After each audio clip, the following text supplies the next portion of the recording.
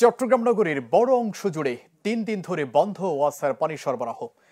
জলাবদ্ধতা নিরসন প্রকল্পের কাজের সময় সরবরাহ লাইন ক্ষতিগ্রস্ত হওয়ায় সৃষ্টি হয়েছে সংকট, ফলে চরম কষ্টে হাজার হাজার গ্রাহক। তবে ওয়াসার আশ্বাস, আজ মধ্যরাতের পর স্বাভাবিক হতে পারে সরবরাহ পরিস্থিতি।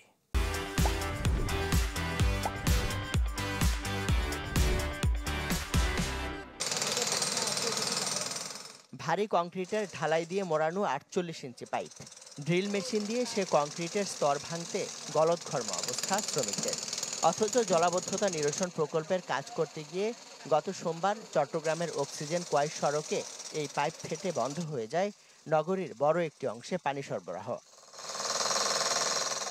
গত ৩ দিন ধরে পানি সরবরাহ বন্ধ থাকায় বৃহত্তর হালিশহর, আগ্রাবাদ, দেওয়ানহাট, মাদারবাড়ি, আন্দরকিল্লা সহ নগরীর বড় অংশের মানুষ পড়েছেন চরম বিপাকে। সীমিত সংখ্যক বাড়িতে নিজস্ব ডিপ টিউবওয়েলের পানি দিয়ে কোনো মতে জরুরি কাজ চালানো গেলেও বাকিরা আছেন চরম দুর্ভোগে। পানি সংকটে গোসল, রান্নাবান্না সহ নিত্যদিনের কাজ করতে গিয়ে নিদারুণ ভোগান্তিতে এসব এলাকার মানুষ।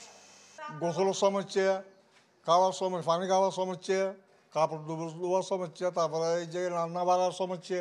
৩ দিন ধরে পানি নেই, রান্না বাড়ির অসুবিধা হয় না, ধোয়া দায়ী, কাপড় চোপড়, গোসল মুসল, এতে অনেক অসুবিধা হয়। এমন কোথাও জায়গা নেই যে একটা ডিপ টিউবওয়েল আছে ওইখান থেকে আমরা পানি ব্যবহার করবো, সেই ধরনের কোনো ব্যবস্থা নেই। এদিকে মহিলারা কলসি নিয়ে, বালতি নিয়ে সব দিকে দৌড়াদৌড়ি পানির জন্য, হাহাকার। এখন আমি কোনো গোসলও করি না, আমরা কেউ গোসল করিনি, পানি নাই যে।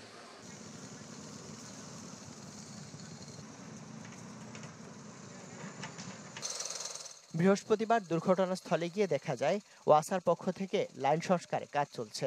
ওয়াসার কর্মকর্তারা বলছেন, আগে ভাগে জলাবদ্ধতা নিরসন প্রকল্প সংশ্লিষ্টদের পাইপ থাকার বিষয়টি জানিয়ে হ্যামার ড্রিলের পরিবর্তে এখানে ম্যানুয়ালি কাজ করতে বলা হলেও তাদের উদাসীনতায় এমন বিপর্যয়ের মুখে পড়েছে নগরীর পানি সরবরাহ।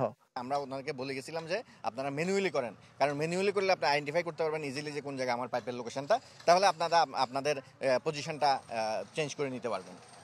হ্যামার ড্রিল দিয়ে এখানে ড্রিল করা হয়েছে, তো এটা যখন আমার এখানে ঢালাইটা মানে ওনারা দেখছেন, সাথে সাথে কেয়ারফুল হয়ে যাওয়ার দরকার ছিল। এখানে পাইপ থাকা এবং ম্যানুয়ালি খনন করতে বলার বিষয়টি প্রথমে অস্বীকার করলেও পরে একজন দাবি করেন এখানে ম্যানুয়ালি কাজ করা সম্ভব ছিল না। আমরা যে ঢালাইটা এখন দেখতেছি কথা না, আর এই ঢালাইটা ওই পাশে সেম ঢালাই পাওয়া গেছে, আমরা ভেঙে কাজ করতে পারছি, আমরা ওই কনসেন্টটা আমরা নিজেরা নিছি মাথায়।